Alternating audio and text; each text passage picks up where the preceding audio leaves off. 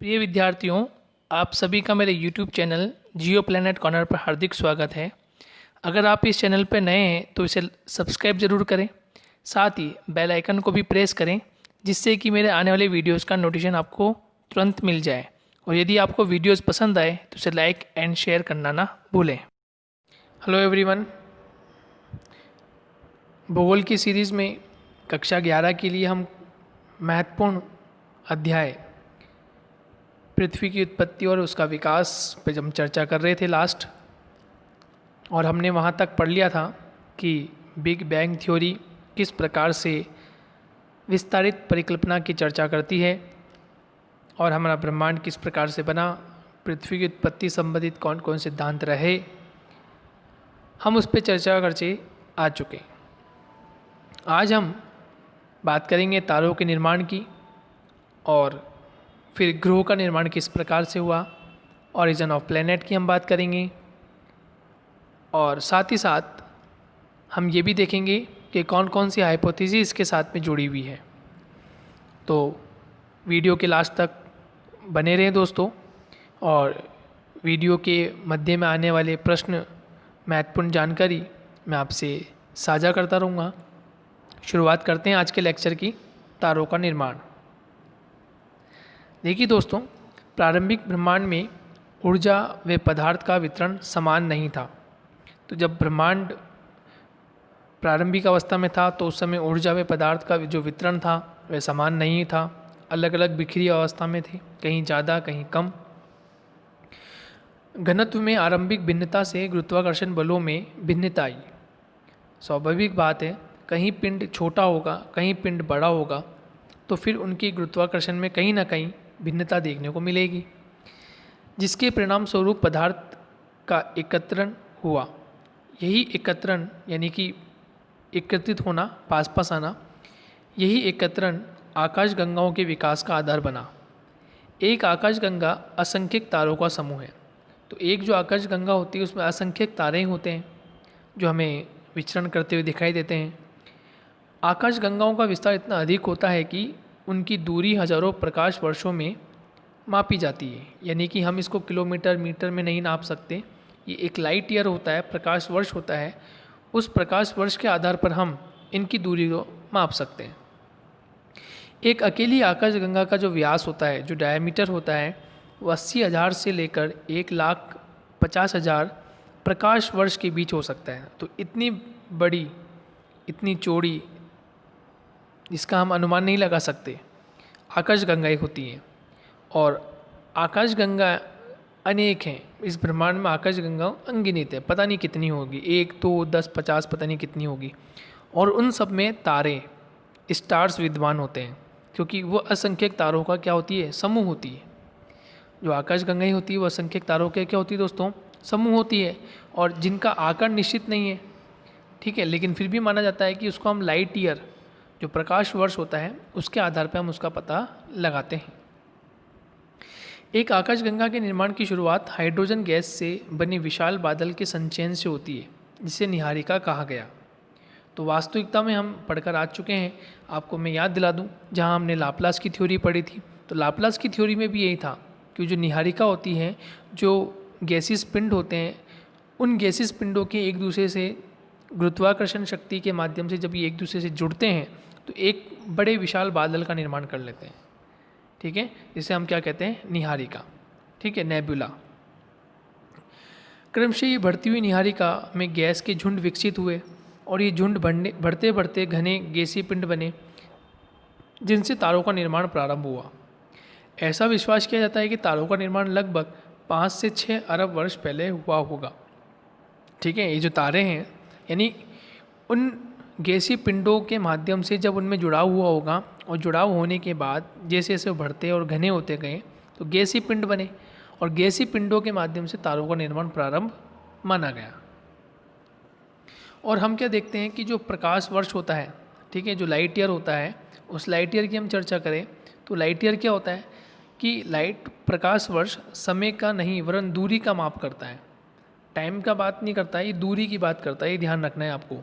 तो प्रकाश की गति 3 लाख किलोमीटर प्रति सेकंड है, और यदि हम इस तरह से देखें तो एक साल में प्रकाश जितनी दूरी तय करेगा, अभी ध्यान रखना है ये प्रकाश वर्ष की डेफिनेशन है, ये आपसे पूछी जा सकती है कि एक साल में प्रकाश जितनी दूरी तय करेगा वह एक प्रकाश वर्ष होगा। तो 1 लाइट ईयर क्या होता है, एक लाइट ईयर क्या होगा कि एक साल में एक साल में लाइट जितनी ट्रैवल करेगी, जितनी दूरी ट्रैवल करेगी, जितना डिस्टेंस ट्रैवल करेगी, वही उसका क्या कहलाएगा, प्रकाश वर्ष। जैसे 9.461112 किलोमीटर के बराबर है, इतना हम मानते हैं। पृथ्वी से सूर्य की औसत जो दूरी है, यानी पृथ्वी सूर्य की जो औसत दूरी है लगभग 14 करोड़ मान लेते हैं, लगभग 14 करोड़ है। लेकिन प्रकाश वर्ष के संदर्भ में ये प्रकाश वर्ष केवल 8.311 है। यानी कहने का मतलब ये है कि जो सूर्य का प्रकाश होता है वो पृथ्वी तक पहुंचने में सिर्फ 8.3 मिनट का है या 8 सेकंड का ही वक्त लेता है पहुंचने में।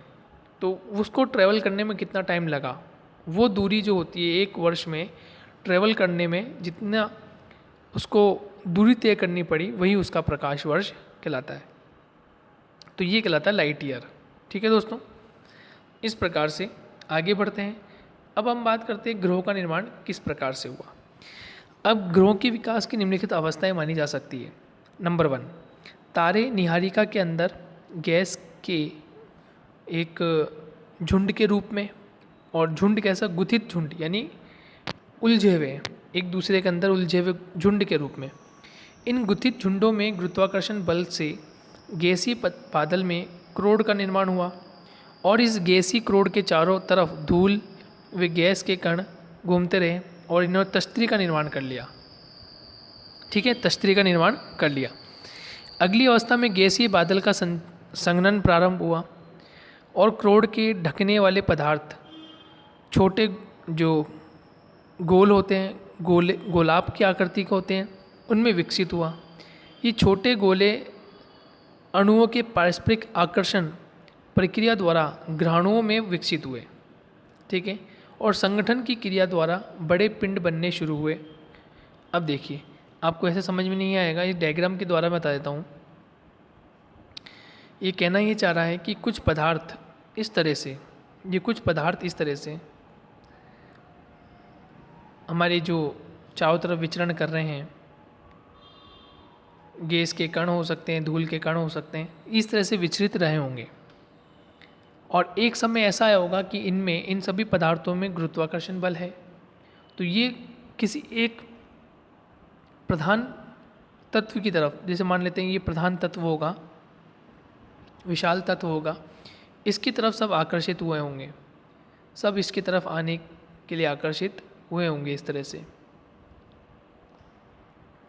और जैसे ही आकर्षित हुए होंगे तो इनमें एक सर्कुलर पैटर्न शुरू हो गया होगा। मतलब क्या हुआ होगा, सर्कुलर पैटर्न कैसे शुरू हुआ होगा वो देख लेते हैं।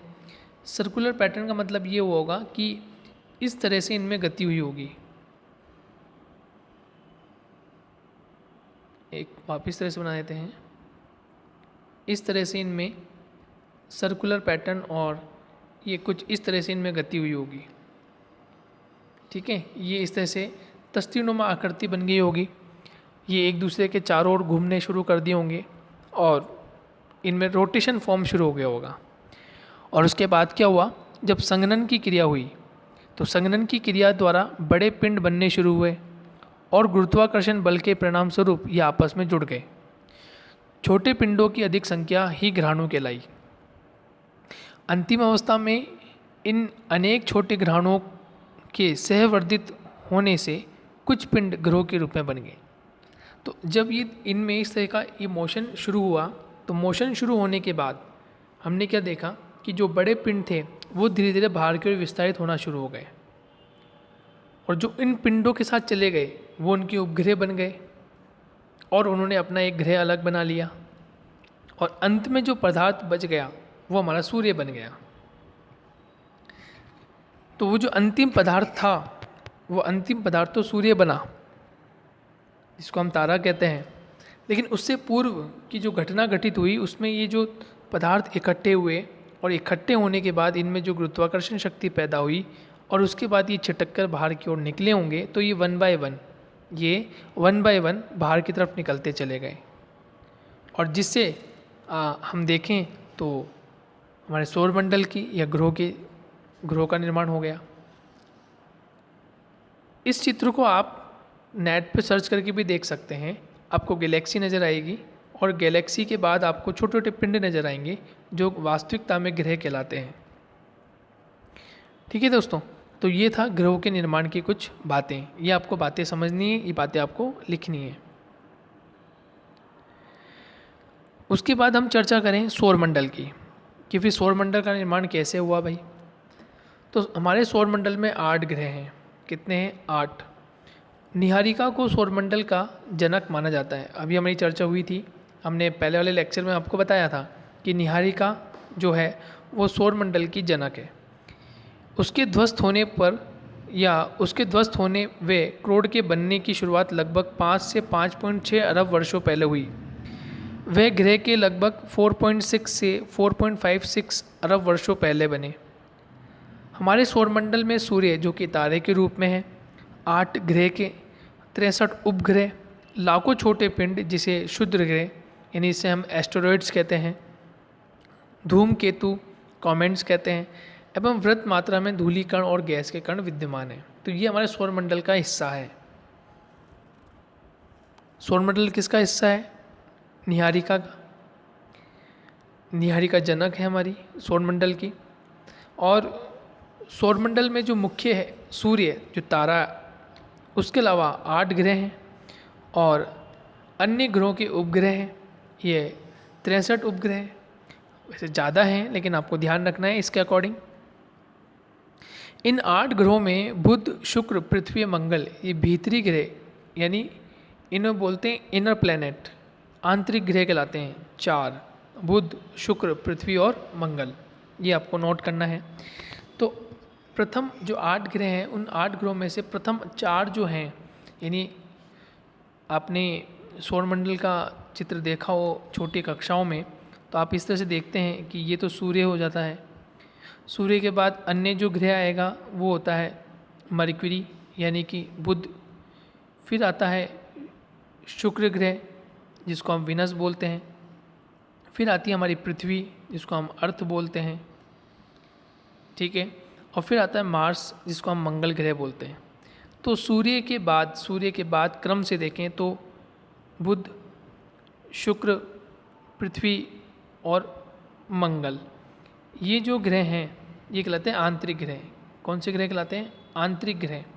लेकिन इसके बाद जो ग्रह आएंगे जैसे बृहस्पति, जुपिटर, उसके बाद शनि, सैटर्न, फिर यूरेनस और फिर नेपच्यून, यानी कि तो ये तो हो गया बृहस्पति, ये हो गया शनि, ये हो गया अरुण और ये हो गया वरुण, ठीक है। ये तो हो गया बृहस्पति, ये हो गया शनि, ये हो गया अरुण और ये हो गया वरुण। तो ये जो 4 ग्रह हैं ये 4 ग्रह कहलाते हैं बाह्य ग्रह। क्या कहलाते हैं दोस्तों? बाह्य ग्रह, ठीक है। ये बाहर के प्लेनेट है, समझ में आ रहा है? तो ये जो पट्टी है इसको बोलते हैं शुद्ध ग्रह की पट्टी। इनके बीच में कुछ छोटे छोटे, मैंने अभी चर्चा हुई थी, छोटे छोटे पदार्थ भी हैं, ग्रह के टुकड़े हैं। तो ये पट्टी बनी हुई है पूरी, ठीक है। ये राउंड शेप में है, ये पट्टी बनी हुई है पूरी, जिसको हम कहते हैं शुद्ध ग्रह या एस्टेरॉइड्स। ये जो 4 ग्रह हैं इस एस्टेरॉइड पट्टी के पहले जो 4 ग्रह हैं ये कहलाते हैं आंतरिक ग्रह, और इस पट्टी के बाद के जो 4 ग्रह कहलाते हैं बाह्य ग्रह, ठीक है। आपको समझ में आ गया होगा।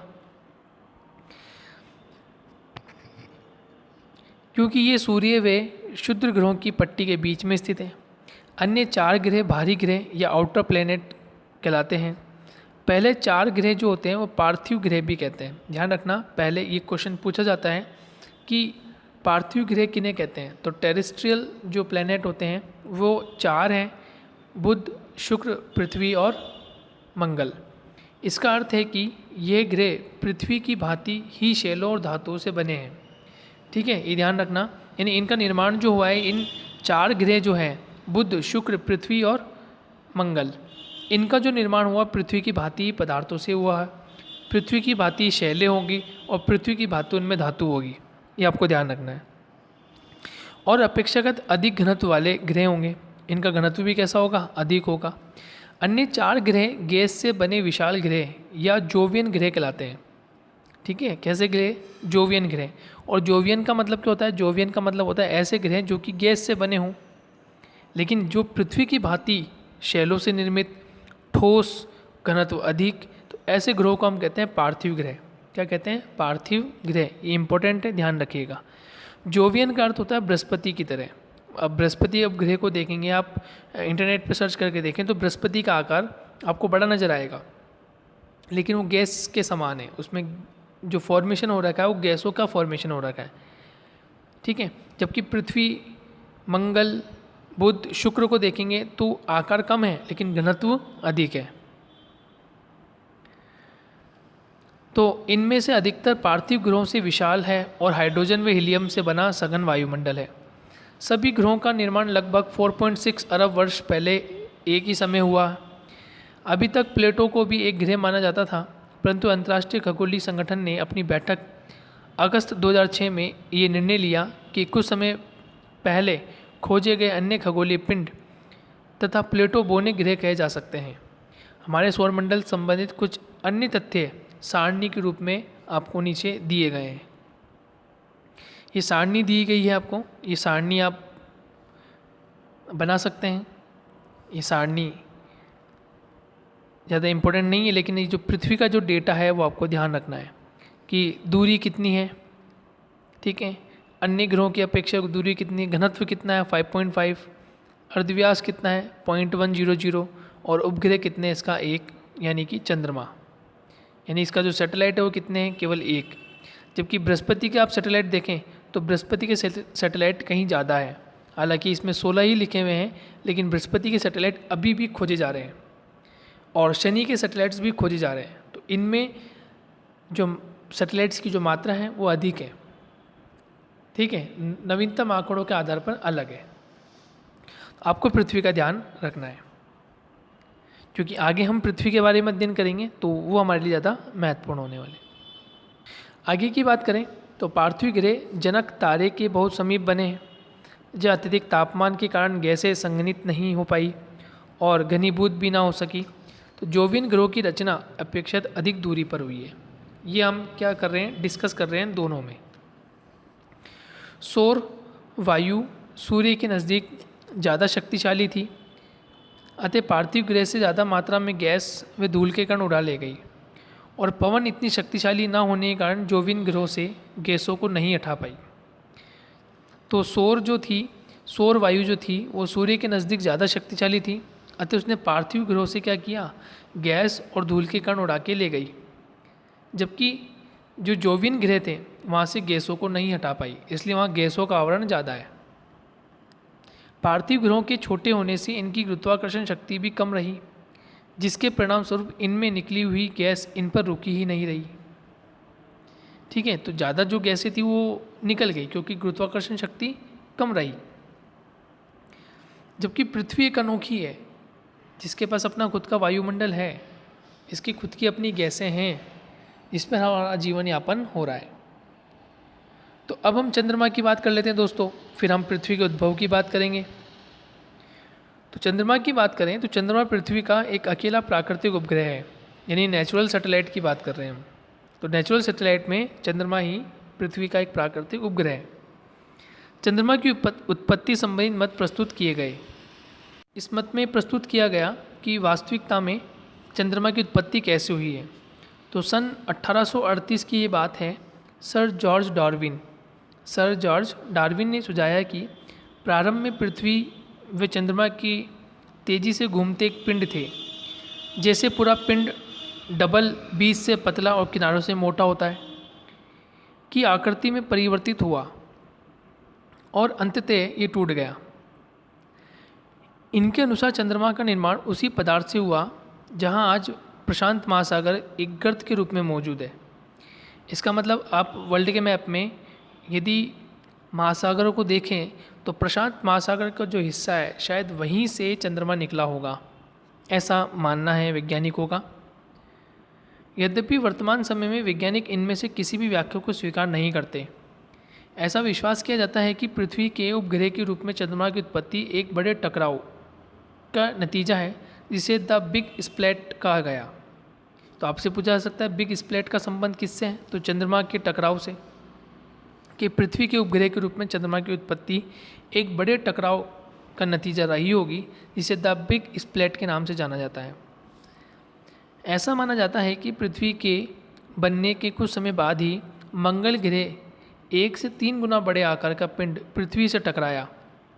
इस टकराव से पृथ्वी का एक हिस्सा टूटकर अंतरिक्ष में बिखर गया और टकराव से अलग हुआ ये पदार्थ फिर पृथ्वी के कक्ष में घूमने लगा और क्रमशः आज का ये चंद्रमा बना। शायद ये कुछ ऐसा मानते हैं।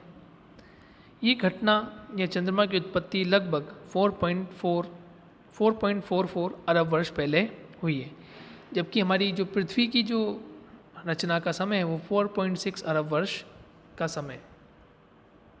तो ये कुछ बातें, सामान्य बातें थी जो कि तारों के निर्माण से, ग्रहों के निर्माण से या फिर चंद्रमा के निर्माण की उत्पत्ति से मानी जा सकती है। अब हम बात करेंगे पृथ्वी का उद्भव किस प्रकार से हुआ। पृथ्वी के उद्भव में कौन कौन से फैक्टर्स हैं उनकी हम चर्चा कर लेते हैं। देखिए दोस्तों, पृथ्वी का जो उद्भव है ये प्रारंभ में पृथ्वी चट्टानी, गर्म और वीरान ग्रह थी। यानी कुछ भी नहीं था, ना पेड़ पौधे, ना जीव जंतु, ना मनुष्य। क्योंकि उस समय कैसी थी, ये एक चट्टानी रूप में थी, गर्म थी, और यदि ये गर्म होगी तो किसी भी वस्तु का वहाँ पर रहना, जन्म लेना या होना ये किसी भी हद तक सत्य नहीं हो सकता। इसका मतलब वीरान ग्रह थी जिसका वायुमंडल विरल था, जो हाइड्रोजन व हीलियम से बना था। ये आज की पृथ्वी के वायुमंडल से बहुत अलग था, क्योंकि उस समय का वायुमंडल और आज के वायुमंडल में बहुत भिन्नता है। अतः कुछ ऐसी घटनाएं एवं क्रियाएं अवश्य हुई होगी जिनके कारण चट्टानी, वीरान और गर्म पृथ्वी एक ऐसे सुंदर ग्रह के रूप में परिवर्तित हुई जहाँ बहुत सा पानी है, जीवन के लिए अनुकूल वातावरण उपलब्ध हुआ है। अगले कुछ भागों में आप पढ़ेंगे कि आज से लगभग 460 करोड़ सालों के दौरान इस ग्रह पर जीवन का विकास कैसे हुआ। पृथ्वी की संरचना परतदार है। वायुमंडल के बाहरी छोर से पृथ्वी के क्रोड तक जो पदार्थ हैं, बाहरी छोर का मतलब आप देखेंगे, आप आगे पढ़ेंगे, आपको मैं थोड़ा सा हिंट दे देता हूँ कि क्या कहना चाह रहा है। ये बताना चाह रहा है कि यदि इस प्रकार से पृथ्वी बनी हुई है तो ये जो आपको बाहरी आवरण दिख रहा है, ये जो बाहरी आवरण है, ये बाहरी आवरण से लेकर आंतरिक भाग तक, तो आंतरिक भाग को क्या कहते हैं, क्रोड। ये इसकी चर्चा हम आगे करेंगे जब पृथ्वी की आंतरिक संरचना पढ़ेंगे। लेकिन मैं आपको बता देता हूँ कि बाहरी ये जो है ये आवरण कहलाता है, जहाँ हम निवास कर रहे हैं, पेड़ पौधे निवास कर रहे हैं, जीव जंतु निवास कर रहे हैं। तो हमारा जो निवासित बिंदु है ये बाहरी क्षेत्र है। लेकिन पृथ्वी के अंदर आंतरिक भाग में क्या है ये हमें अभी तक पता नहीं है। लेकिन कुछ वैज्ञानिकों द्वारा जो मत दिए गए उसके आधार पर हम जानते हैं कि पृथ्वी के आंतरिक भाग में क्या है। लेकिन यह कितना सत्य है या नहीं है या परिवर्तित हो रहा है, इसके बारे में हम कुछ नहीं कह सकते। लेकिन जितनी जानकारी हमें प्राप्त है हम उतना बता सकते हैं कि जितनी हमें जानकारी प्राप्त हुई है आज तक के समय में, अन्वेषणों के माध्यम से, रिसर्च जितनी हुई है या विभिन्न मतों के माध्यम से, चाहे वो भूकंपीय घटना हो या वो ज्वालामुखी घटना हो, तो उनके माध्यम से हमें जो कुछ भी पता है, तो जितना हमें पता है हम उतना बता सकते हैं। और आगे का रिसर्च जारी है, आगे की खोजें जारी हैं। लेकिन ये मैंने कहा कि गतिशील है, परिवर्तनशील है, तो परिवर्तन होता रहता है। कुछ ना कुछ ऐसी एक्टिविटी होती रहती है जहाँ हमें कभी प्रमाण बिल्कुल पॉजिटिव दिखते हैं तो दूसरी तरफ वो नेगेटिव हो जाते हैं। कहीं हमें कुछ और नज़र आता है तो कहीं उसी पक्ष में देखें तो कुछ और नज़र आएगा। तो ये अंतर देखने को मिलता है, क्योंकि रचना और बहुत गहराई तक है तो हम उसका सही आकलन पता भी नहीं कर सकते। कुछ किलोमीटर तक, कुछ दूरी तक हमें उसकी नॉलेज है, पता है कि क्या है, लेकिन उसकी आंतरिक गहराई में तो कोई ना तो व्यक्ति जा पाया है, ना कोई रिसर्च हो पाई है, ना कोई जीव जंतु, ना कोई पेड़ पौधे, क्या है क्या नहीं है ये इसके बारे में हम क्वेश्चन मार्क लिए हुए हैं। लेकिन अन्वेषण कार्य, रिसर्च जारी है, लेकिन कहाँ तक, कैसे होगा, क्या होगा, इसका कह पाना निश्चित नहीं है। तो इस प्रकार से हमने देखा कि पृथ्वी एक चट्टानी रूप में गर्म आग का गोला थी। वायुमंडल इसका विरल था, उस समय धीरे धीरे ठंडी हो रही थी और इस पर धीरे धीरे फिर अन्य आवश्यक क्रियाएं, अन्य घटनाएं इस पर घटित होने लगी। जल भी इसमें हमें प्राप्त हुआ, जीवन के लिए अनुकूल वातावरण हमें प्राप्त हुआ और धीरे धीरे फिर जीवन सरल होता गया। विभिन्न प्रकार के जीव जंतु, वनस्पति और फिर मानव का उद्भव हमें देखने को मिला। और इसमें सबसे पहले जो विकास जिसने किया वो था स्थल मंडल, यानी लिथोस्फीयर का सबसे पहले विकास माना गया। लेकिन वास्तविकता में एक क्वेश्चन मार्क है हमारे सामने कि जब पृथ्वी गैस का गोला रही होगी या गर्म रही होगी तो उस समय उसमें मैं समझता हूँ दो चीज़ें सबसे ज़्यादा विद्यमान रही होगी। नंबर वन, जब उसमें गैस रही होगी यानी कि या गर्म रही होगी, यूँ समझ लेते हैं कि जब वो गर्म होएगी, पृथ्वी का जो नेचर था उस समय गर्म होगा, तो गर्म होने का नेचर किससे हो सकता है? गैस से। इसका मतलब ये तो डेफिनेट है कि वो उसमें गैस तो मौजूद रही होगी। इसका मतलब गैस यदि मौजूद है तो इसका मतलब आज के वर्तमान के स्वरूप में हम देखें तो गैसें मोस्टली कहाँ देखने को मिलती है? ऑक्सीजन है, नाइट्रोजन है, ठीक है, हीलियम है, कार्बन डाइऑक्साइड है, ओजोन गैस है। तो आप बता सकते हैं, आप साइंस पढ़कर आ चुके हैं अच्छे से, तो आप बता सकते हैं कि गैसों का फिर ये आवरण कहाँ देखने को मिलेगा? वायुमंडल में। करेक्ट। इसका मतलब वायुमंडल तो बन गया होगा या बनने की उस प्रोसीजर में रहा होगा। ठीक है। अब गैस, अब यदि पृथ्वी का भाग गर्म रहा होगा तो इसका मतलब गैस रही होगी, और यदि वह भाग गर्म रहा होगा इसका मतलब वह भाग, कुछ भाग इसका तरल भी रहा होगा। नेचुरल सी बात है, किसी वस्तु को जब हम हीट देते हैं या कोई वस्तु जब हीटिंग उसको जैसे जैसे मिलता रहता है तो वो तरल होती है। ठोस से वो किस रूप में बदलती है? वो तरल फॉर्म में हो जाती है। इसका मतलब तरल। और जब तरल हो गया होगा तो आप देखें पृथ्वी पर आपको तरल क्या दिखाई पड़ता है? चारों तरफ आप देखें पृथ्वी की सतह पर क्या दिखाई देगा आपको? महासागर। तरल का मतलब क्या होगा? लिक्विड फॉर्म में। तो लिक्विड फॉर्म में आपको क्या दिखेगा? महासागर। क्या दिखेंगे दोस्तों? महासागर। और महासागर का मतलब क्या हो गया? जलमंडल, जहाँ पे जल का विस्तार है। इसका मतलब दो पहली सुलझ चुकी है। नंबर वन कि वायुमंडल कैसे बना होगा, नंबर वन। नंबर टू, तरल पदार्थ रहा होगा, क्योंकि गर्म अवस्था में रहा होगा तो डेफिनेट है वो तरल तो हुआ होगा।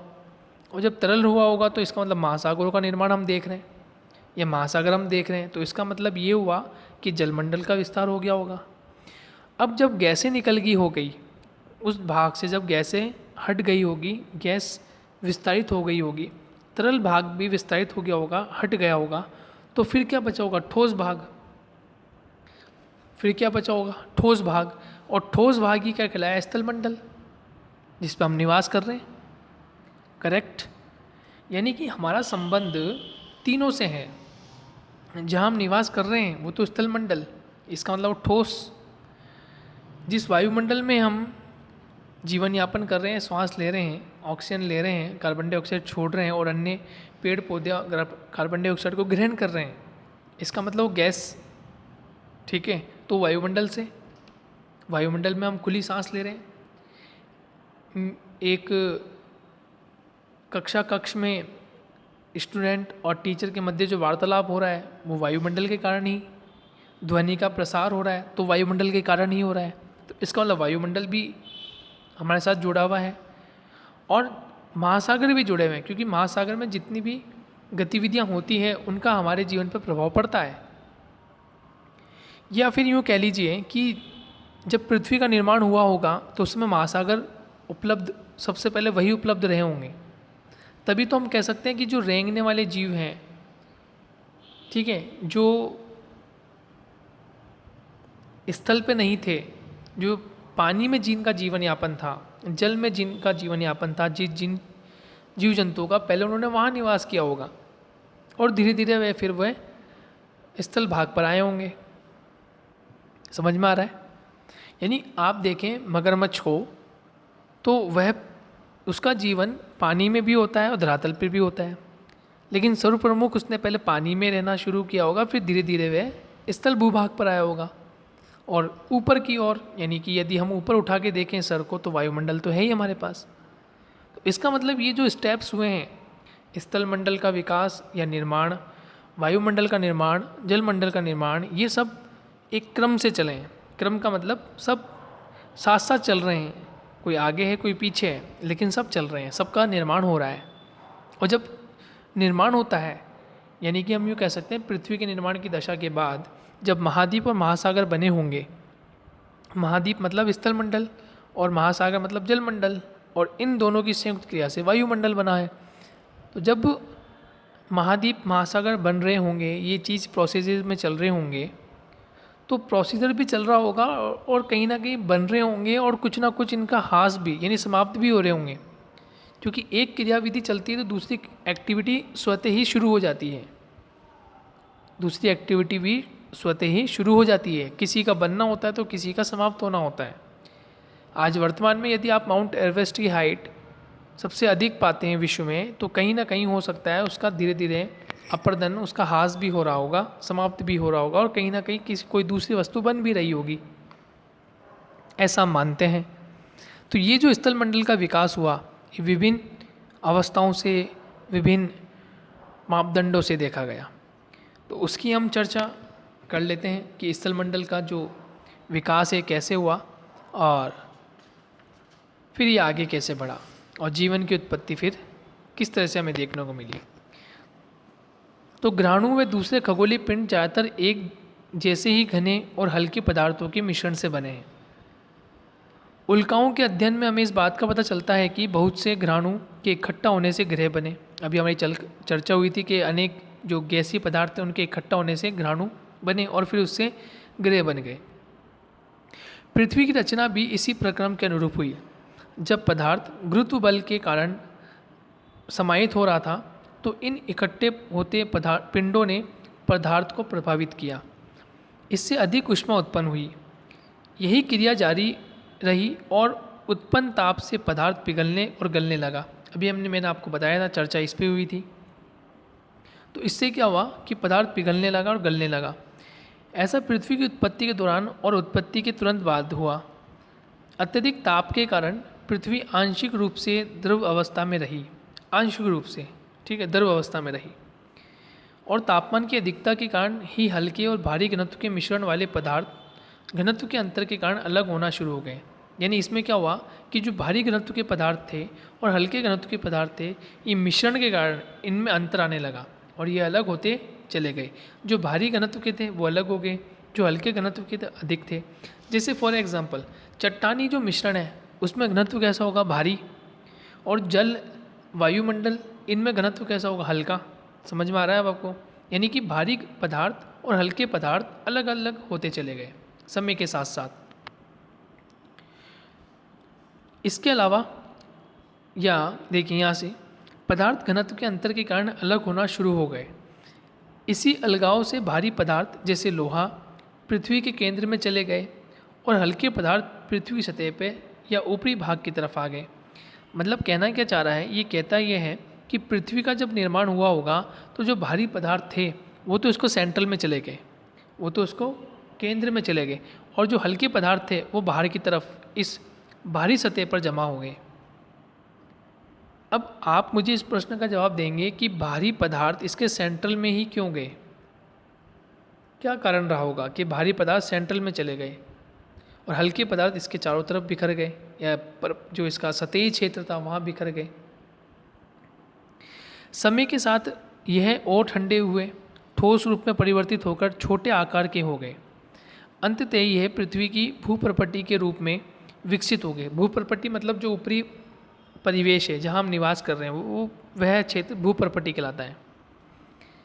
हल्के व भारी घनत्व वाले पदार्थों के पृथक होने की इस प्रक्रिया को विभेदन यानी अलग अलग कहते हैं कि भारी पदार्थ अलग हो गए, हल्के पदार्थ अलग हो गए, तो इस प्रक्रिया को हम कहते हैं विभेदन, अलग अलग हो जाना।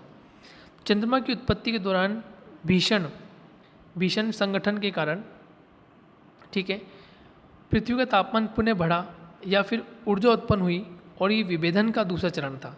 यानी एक चरण तो वो था जब जितने भी तत्व थे वह अलग अलग हो गए, मतलब भारी पदार्थ अलग और हल्के पदार्थ अलग। लेकिन उसके बाद पृथ्वी का तापमान पुनः बढ़ा और उस बढ़ी हुई ऊर्जा से चंद्रमा का निर्माण हुआ, और वह उसका कैसा चरण था, दूसरा चरण। तो ये भीषण संगठन जो हुआ ये दूसरी बार देखने को मिला, और दूसरे चरण में फिर चंद्रमा की उत्पत्ति हो गई। तो पहले इसका आंतरिक भाग बन गया होगा, और फिर धीरे धीरे फिर बाद में ऐसा समय आया कि फिर चंद्रमा भी बनने की प्रक्रिया प्रारंभ हो गई। विभेदन की इस प्रक्रिया द्वारा पृथ्वी का पदार्थ अनेक परतों में अलग हुआ। पृथ्वी के धरातल से क्रोड तक कई परतें पाई जाती हैं, जैसे प्रपटी, है ना, प्रवार, मेंटल, बाह्य क्रोड, आंतरिक क्रोड। ये हम आंतरिक संरचना में पढ़ेंगे। पृथ्वी के ऊपरी भाग में आंतरिक भाग तक पदार्थ का घनत्व बढ़ता है। हर परत की विशेषताओं का विस्तार पूर्वक अध्ययन हम आगे वाले चैप्टर में करेंगे। तो इस प्रकार से हमने पढ़ा कि स्थल मंडल किस प्रकार से अनेक तत्वों से बना हुआ है, इसका आंतरिक भाग अलग तत्वों से बना हुआ है, ऊपरी जो परत है या भूपरपटी जिसको हम कहते हैं वो अलग पदार्थों से बनी है। तो उसकी हमारी भी चर्चा होगी, उसकी हम चर्चा अगले चैप्टर में करेंगे। तो बढ़ते हैं नेक्स्ट पॉइंट पर, वायुमंडल और व जलमंडल का विकास, कि वे वायुमंडल और जलमंडल का विकास कैसे हुआ। पृथ्वी के वायुमंडल की वर्तमान संरचना में नाइट्रोजन एवं ऑक्सीजन का प्रमुख योगदान है। वायुमंडल की संरचना व संगठन 8वें अध्याय की बात बताएगी, यानी 8वें अध्याय तक जब हम पहुंचेंगे तो वहाँ वायुमंडल के कॉम्पोजिशन यानी वायुमंडल के संगठन की चर्चा करेंगे। वर्तमान वायुमंडल के विकास की 3 अवस्थाएं हैं। पहली अवस्था आदिकालिक वायुमंडलीय गैसों, दूसरी अवस्था में पृथ्वी के भीतर से निकली भाप एवं जलवाष्प ने वायुमंडल के विकास में सहयोग किया होगा, और अंत में वायुमंडल की संरचना को जैवमंडल के प्रकाश संश्लेषण प्रक्रिया यानी फोटोसिंथेसिस ने भी कुछ संशोधित किया होगा, कुछ हद तक संशोधित किया होगा। तो 3 इसके चरण हुए होंगे। नंबर 1 जो पहला चरण हुआ वो आदिकालिक वायुमंडलीय दशाएं, जब गैसों का ह्रास हुआ होगा। दूसरी अवस्था में पृथ्वी की भीतरी गैस जलवाष्प या भाप के रूप में अलग होगा, और फिर जब संरचना के समय जैवमंडल का प्रकाश संश्लेषण हाइपोथेसिस की फोटोसिंथेसिस की जो एक्टिविटी हुई होगी तो उसमें वायुमंडल का निर्माण हुआ होगा। प्रारंभिक वायुमंडल में जिसमें हाइड्रोजन व हीलियम की अधिकता थी, सौर पवन के कारण पृथ्वी से दूर हो गया। ऐसा केवल पृथ्वी पर नहीं वरन सभी पार्थिव ग्रहों पर हुआ, अर्थात सभी पार्थिव ग्रह सौर पवन के प्रभाव के कारण आदिकालिक वायुमंडल या तो दूर धकेल दिया गया या समाप्त हो गया। यह वायुमंडल के विकास की पहली अवस्था थी। ठीक है। पृथ्वी के ठंडा होने और विभेदन के दौरान पृथ्वी के अंदरूनी भाग से बहुत सी गैसें व जलवाष्प बाहर निकले।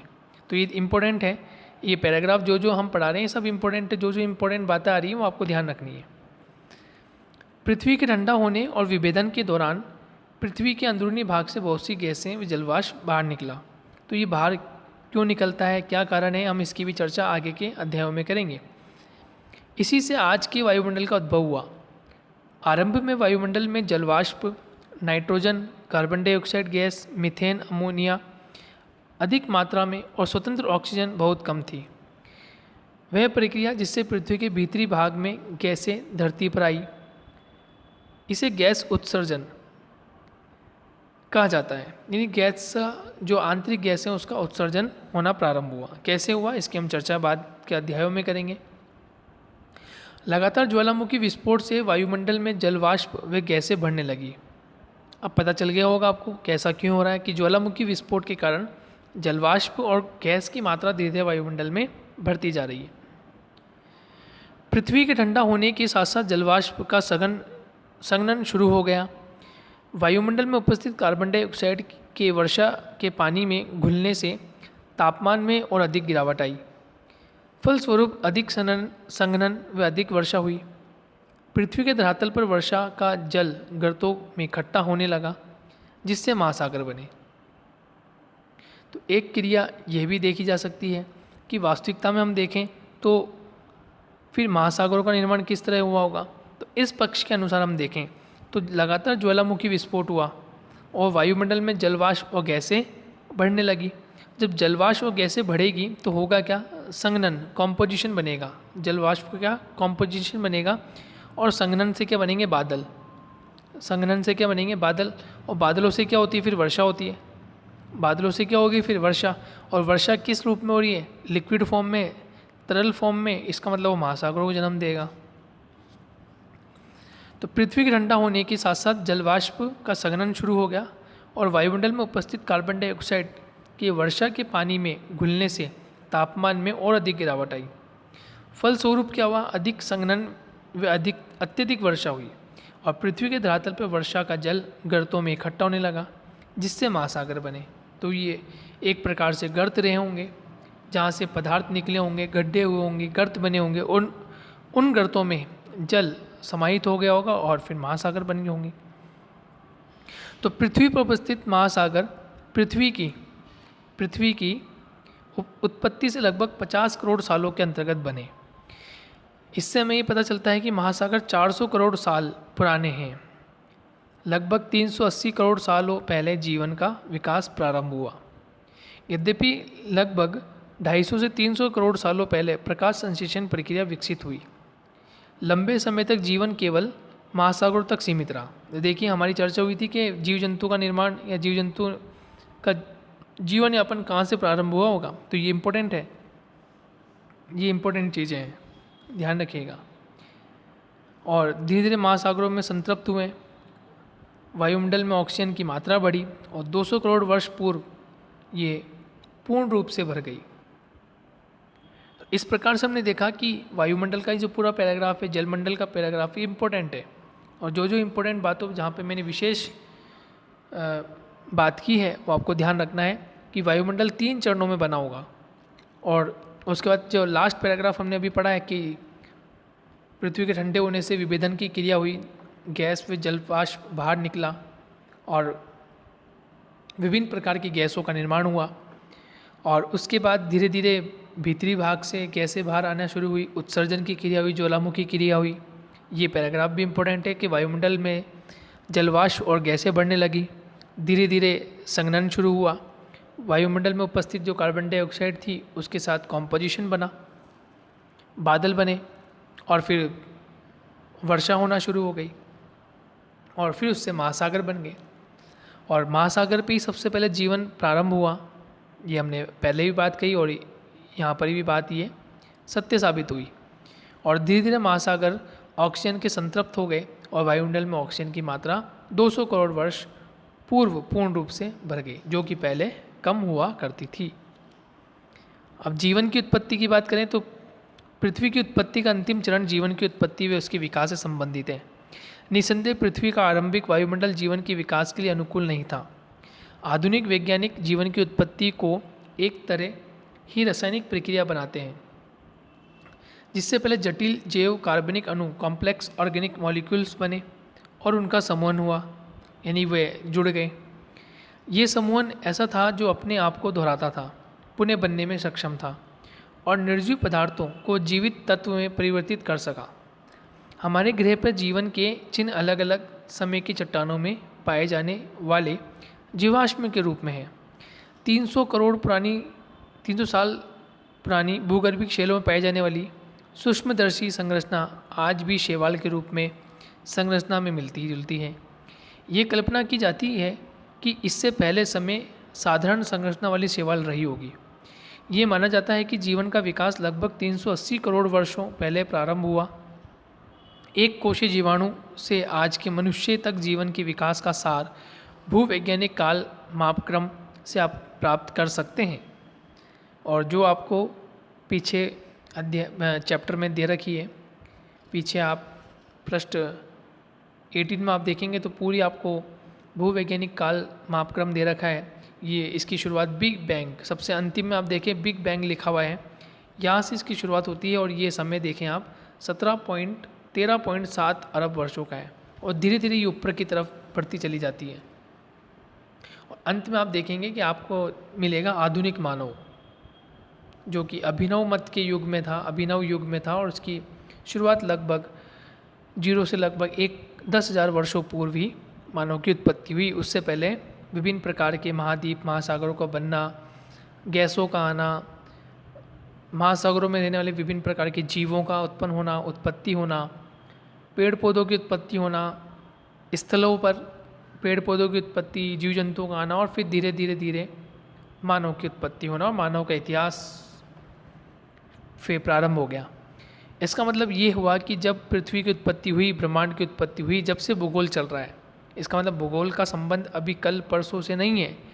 भूगोल का संबंध जब से है जब ब्रह्मांड रहा होगा, ब्रह्मांड की बातें होती होगी, गैलेक्सी निहारिकाओं की बातें होती होगी, सौरमंडल क्या है, पृथ्वी की उत्पत्ति कैसे हुई, जब से ये भूगोल चल रहा है और भूगोल सतत चलता रहेगा।